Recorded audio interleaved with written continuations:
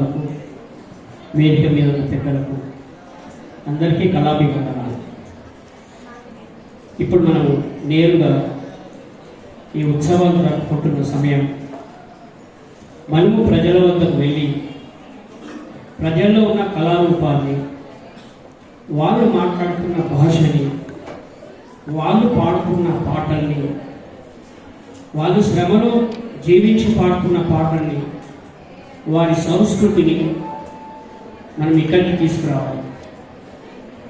పల్లెలలో ఉన్న వారి సంస్కృతిని, భాషని తెలంగాణ మాండలికంలో మనం ఇంత పోరాటం చేసి ఒక ప్రత్యేకంగా తెలంగాణ రాష్ట్రాన్ని సాధించుకున్నాం. మనం మన భాషని, మాండలికాన్ని, మన సంగీతాన్ని మనం మరవకుండా మన ప్రభుత్వం ప్రతి సంవత్సరం ఇక్కడి నుంచి, పల్లె నుంచి, జిల్లా నుంచి,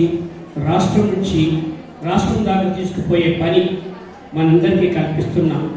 ప్రభుత్వానికి వందనాలు తెలుపుతున్నాం.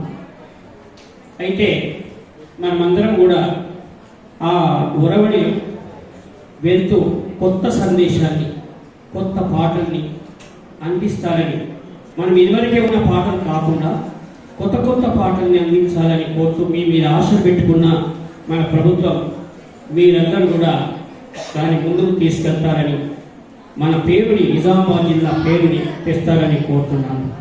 గతంలో కూడా మన దగ్గర నాటికలు హిందీలో ఉండే, తెలుగులో ఉండే.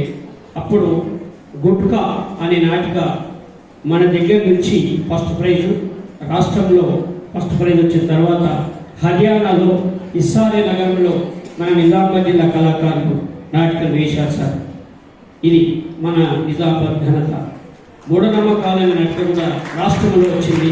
అది నిజామాబాద్ జిల్లా మనకు ఈ మండలం నుంచి మనం తీసుకెళ్ళాం.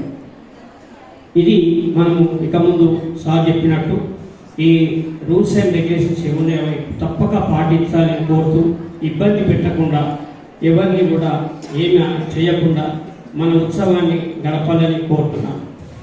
Thank you sir.